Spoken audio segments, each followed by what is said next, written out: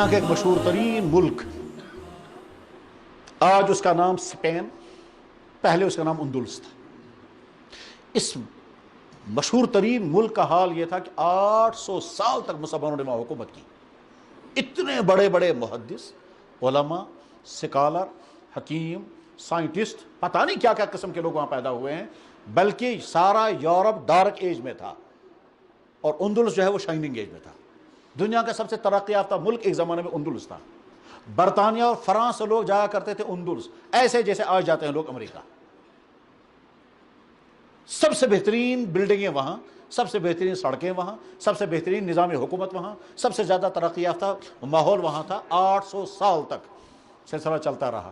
اس کے بعد پھر مسلمانوں کی شامت اعمال، مسلمانوں کی کامیاں اور خامیاں جو طرح طرح کی آتی گئیں، یہاں تک کہ عیسائیوں کے حملے ہونے لگے۔ حملے ہوتے ہوتے ایک وقت وہ آیا کہ ان مسلمانوں نے سارا اندلس عیسائیوں کے حوالے کر دیا، مگر ایگریمنٹ کیا کہ ہم سارا اندلس آپ کے حوالے کر رہے ہیں، ہماری مسجدوں میں آپ مداخلت نہیں کریں گے، ہمارے مذہب پہ کوئی بین نہیں لگائیں گے، ہمارے مدرسوں کو بند نہیں کریں گے، مسلمانوں کو مذہب چینج کرنے پر مجبور نہیں کریں گے، مذہبی مداخلت نہیں ہوگی، ہماری نمازیں چلتی رہیں گی۔ سب ہونے کا بالکل، اس میں بھی نہیں ہوگا، یہ بھی نہیں ہوگا، تمام چیزیں۔ اس کے بعد پھر چابیاں ان کے حوالے کر دی، اور چابیاں حوالے کرنے کے بعد جب وہ بادشاہ جس نے چابی حوالے کی تھی جب وہ نکلنے لگا تو پیچھے مڑ مڑ کر رو رہا تھا۔ تو اس کی ماں نے کہا عورتوں کی طرح رونے سے اب کیا فائدہ، پہلے لڑ کر کے اندلس کو بچاتے تب تھی بات۔ بہرحال عیسائیوں نے ایگریمنٹ کے بیس پر اندلس اپنے قبضے میں لیا۔ اس میں لکھا ہوا تھا نمازوں کے پابندی نہیں ہوگی، لکھا تھا مسجدیں آباد رہیں گی، لکھا تھا مسلمانوں کو جبر نہیں کیا جائے گا، لیکن بعد میں تمام ایگریمنٹ کو پامال کر کے وہ تمام مسلمانوں کا خاتمہ کر دیا۔ تمام مسلمانوں کو گاڑیوں میں بھر کر، جہازوں میں بھر کر سمندر میں ڈبو دیا، مسجد میں تالے لگا دیے، تمام مسجدوں میں اذانیں بند ہو گئیں، یہاں تک کہ دنیا کی سب سے بڑی مسجد اندلس کی مسجد قرطبہ ہے، اس میں آج بھی نماز پر بین ہے۔ دنیا بھر کے سیاح اس کو دیکھنے کے لیے جاتے ہیں، مسلمان بھی جاتے ہیں، نماز پڑھنے کی اجازت نہیں ہے، اندر جانے کی اجازت دیتے ہیں۔ ٹھیک، ہم کو تو سناتے ہیں جمہوریت، مذہبی آزادی، خود کا حال یہ ہے۔ مجھے اندلس نہیں سنانا ہے آپ کو، میں تو ریفرنس دے رہا ہوں۔ اس کے بعد اگلا دیکھیے آپ، ہندوستان یعنی بر صغیر پر جب انگریزوں کا قبضہ ہوا تو یہاں کوئی ایگریمنٹ نہیں ہوا، یہاں باقاعدہ جنگ ہوئی۔ اس جنگ میں کبھی ایک علاقہ فتح کیا، میسور سلطان ٹیپو جب وہ شہید ہو گیا تو فوجی جنرل نے اس کی لاش پر پاؤں رکھ کر کے کہا تھا آج کے بعد ہندوستان ہمارا ہے۔ جب تک یہ زندہ تھا تب تک ہندوستان ہمارا نہیں بن سکتا تھا۔ جب سلطان ٹیپو شہید ہو گیا اور اس کی لاش کو دیکھ کر کے پہلے وہ ڈرتا رہا، یہ بات زندہ ہوئی تھی، اتنا خوف تھا اس کا۔ اس کے بعد اس کی لاش پر پاؤں رکھ کر کے جنرل ڈائر نے کہا تھا، کیا تھا وہ جنرل، فوجی جنرل، تو اس نے کہا تھا آج کے بعد اب ہندوستان ہمارا ہے، اس کو کب چھین نہیں سکتا۔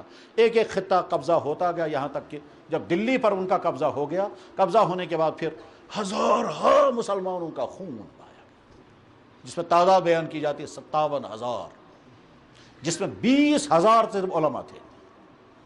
جو ملتا گیا اس کو گردن اڑاتے گئے، جس کو داڑھی دیکھی یس مولوی سنن سے بیٹھے تھے۔ ٹھیک، قتل عام چلتا رہا۔ جس طرح سے پلان یہ تھا پورے بر صغیر کو ہم عیسائی بنائیں گے، اور اس کے لیے انہوں نے طرح طرح کے پلان بنائے۔ ان میں پلانوں میں سے ایک پلان یہ تھا کہ دنیا بھر کے بڑے بڑے عیسائی پادری ہندوستان لائے گئے تاکہ وہ یہاں آ کر کے مسلمانوں کو کہیں تمہارا دین غلط ہے، تم عیسائیت قبول کرو۔ چنانچہ وہ پادری مسجدوں میں کھڑے ہو کر اعلان کرتے تھے نعوذ باللہ من ذالک، تمہارا نبی غلط، تمہارا دین غلط، اور مسلمان کچھ نہیں کہہ سکتے تھے کیونکہ وہ تو جابرانہ طور پر قابض ہوئے تھے نا، اگر یہاں سے بولتے تو جان مارا جاتی، اسے خاموش سنتے رہتے تھے۔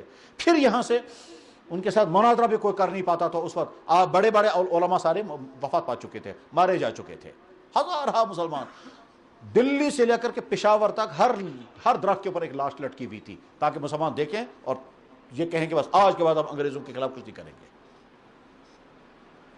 اب اس کے بعد سوال یہ ہے کہ اندلس جب اسپین بنا اور اسلام کا مکمل خاتمہ ہو گیا تو یہ بر صغیر اسپین کیوں نہیں بن پایا، یہاں عیسائیت کیوں نہیں پھیل سکی؟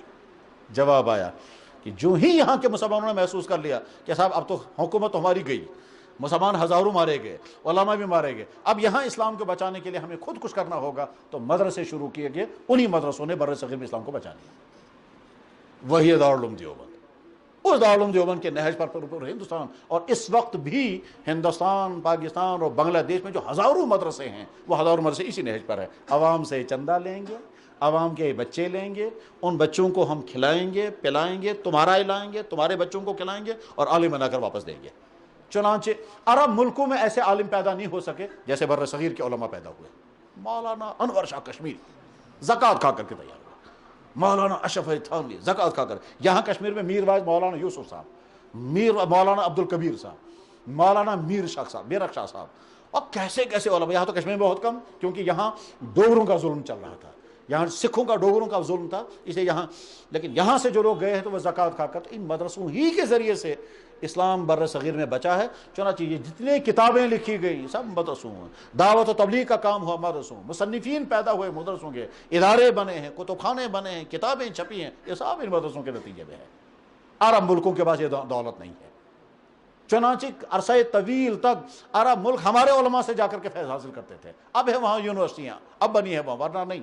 چنانچہ ایک دفعہ مصر کا ایک بہت بڑے مصنف علامہ رشید رضا مصری آئے تھے اور دیوبند تقریر کرتے ہوئے کہا تھا، اگر ہمارے ہندوستان کے علماء نے دین کی حفاظت کا کام نہ کیا ہوتا تو دنیا میں حدیث ختم ہو چکی ہوتی۔ لولا علماء اخواننا علماء الہند لضیعوا عنا علم الحدیث، علم حدیث ختم ہو چکا ہوتا، کیونکہ علم حدیث کی ساری سند ہمارے پاس ہے، اور وہ سند میں عوام میں سمجھا نہیں سکتا وہ کیسے ہمارے پاس وہ سند ہے، وہ عرب ملکوں کے پاس بھی نہیں وہ سند ہے۔ یہ سب مدرسوں کا تحفہ ہے۔ آج کوئی آدمی کہتا ہے مدرسوں میں زکوٰۃ نہیں لگے گی، بیچارے کو پتہ ہی نہیں ہے دنیا کہاں ہے، مدرسے کیا ہوتے ہیں اور علم کیا ہے۔ تو بہرحال اس بات سمجھ میں آ گیا ہوگا، مدرسوں میں پڑھنے والے بچے عام طور پر غریبوں کے بچے ہوتے ہیں۔ مالدار حضرات اپنے بچوں کو ہائی فائی سکولوں میں پڑھاتے ہیں، ہائی فائی ڈونیشن دے کر کے، بہت اونچی فیسیں دے کر کے، تو غریب بچے مدرسوں میں پڑھتے ہیں۔ جو غریب بچہ آپ کو سڑک پر ملتا ہے یتیم خانے میں، آپ اس کو زکوٰۃ دیں گے، وہی زکوٰۃ اگر مدرسے میں کھا کر کے وہ عالم بنے گا تو آگے چل کر کے، اسی لیے جب کتابوں میں زکوٰۃ کا چپٹر آتا ہے وہاں یہ بھی لکھا ہوتا ہے مدرسوں میں زکوٰۃ دینے کے 2 فائدے ہیں، زکوٰۃ کی ادائیگی بھی ہوگی اور اشاعت علم کے لیے علماء بھی تیار ہو جائیں گے۔ اور یہ سارا تب سے شروع ہوا جب سے مسلمان حکومتوں نے اسلام پڑھانے کا کام اپنے ہاتھ سے چھوڑ دیا، ورنہ اصل میں مسلمان حکومتوں کی ڈیوٹی ہے کہ جیسے نظامی تعلیم چلاتے ہیں سکولوں کا تعلیم، ویسے ہی ان کو دینی تعلیم کا نظام چلانا ہے، یہ اسلامی حکومت کی ڈیوٹی ہے۔ اور مسلمان مملکتیں ہمیشہ ہی کرتی، مغل دور میں کہیں کوئی چندہ نہیں ہوتا تھا، مغل دور میں عالموں کو اماموں کی تنخواہیں گورنمنٹ دیا کرتی تھی۔ آج بھی اگر کوئی پوچھے گا کہ صاحب اسلام کا نظام یہ ہے، حکومت کا کام ہے مسجدوں کے امام مہیا کرنا، ان کی تنخواہیں دینا، ان کے لیے امام تیار کرنا، ان اماموں کو وہ علم وہ صلاحیتیں پیدا کرانا، ایسے ادارے قائم کرنا جہاں سے عالم پیدا ہو، مفتی پیدا ہو، محدث پیدا ہو، امام پیدا ہو، قاری پیدا ہو، سارے گورنمنٹ کی ذمہ داری ہے، مسلم گورنمنٹوں کی۔ ٹھیک، آج تو 50 مسلمان ملک پیدا نہیں، وہ تو اسلام کو بین لگاتے ہیں، وہ تو اسلام کو، اب تو مصر میں کہا جاتا ہے قرآن کی وہ آیتیں نکال دو جن آیتوں میں یہودی و نصرانیوں کے متعلق کچھ لکھا ہوا ہے، اور مصری حکومت تیار ہے، کیونکہ سب یہود نواز ہیں، سب عیسائی نواز ہیں، سب ان کے ایجنٹ ہیں۔ بہرحال اس صورتحال کے اندر یہ جو مدارس ہیں ان کا کنٹریبیوشن کیا ہے کہ صاحب اسلام تو اب جتنا بچ رہا ہے وہ انہی کے ذریعے سے بچ رہا ہے۔ ہمارا مسلمان بھائی ایک ڈاکٹر بنتا ہے، ایک انجینئر بنتا ہے، ایک سائنٹسٹ بنتا ہے، ایک دکاندار بنتا ہے، ایک بزنس مین بنتا ہے، ٹھیک ہے، اس کو دین چاہیے، یہ دین اسے پوچھنا ہے، کس سے پوچھے گا؟ تو امت کی ڈیوٹی ہے علماء تیار کریں۔ یہاں لوگ کہتے ہیں عید مدرس کا اچھ بگا، جب کوئی انسان یہ جملہ بولتا ہے تو میں فوراً سمجھتا ہوں، کیا سمجھ میں آتا ہے کیا؟ یہ نہ یہ جانتا ہے کہ اسلامی علوم کیا کیا ہیں، نہ یہ جانتا ہے مسلمان سوسائٹی کی ضرورتیں کیا کیا ہیں، نہ یہ جانتا ہے مسلمان سوسائٹی اس وقت کس حال میں ہے۔ یہ جملہ علامت اس بات کی ہے کہ ان تینوں چیزوں سے یہ ناواقف ہے، تبھی یہ جملہ بول رہا ہے عید مدرس کا لگن، ورنہ یہاں تو علاقوں کے علاقے ایسے ہیں جن علاقوں میں ایک شخص بھی امامت کے قابل نہیں ہے، اور کھانا سارے مسلمان کو علاقہ۔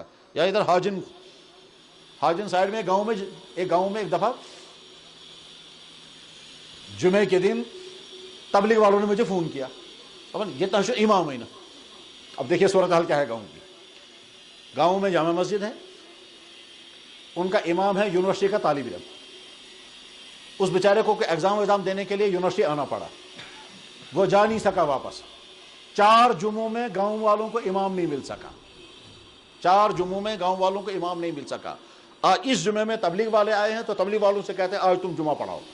گاؤں کی حالت یہ ہے، 100% مسلمان ہیں، 4 جمعوں میں ان کو امام نہیں مل سکا، مگر گامس مشو بحث چلان کیا یزید اوسا صحابی کن بحث ات پہ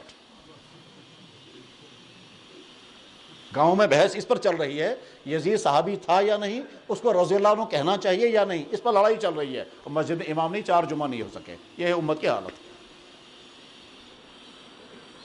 میں سمجھتا ہوں، امید ہے مسئلہ واضح ہو گیا. اللہ تعالیٰ صحیح سمجھ بھی عطا فرمائے، صحیح عمل بھی عطا فرمائے، اور ہم کو دین پر قائم بھی رکھے اور ہمارے نسلوں کو دین پر قائم رکھے. وآخر دعوانا ان الحمدللہ رب العالمین برحمتک یا ارحم الراحمین. النور بجنتها في كتاب الفم الخلاص بصحبة أزهار قصت بالصدق حديث الإشراق وأتيت بألسن لوحتنا شعر أنعم بغراس الأخلاق مدرسة صارت أخلاقي قد ذقت النور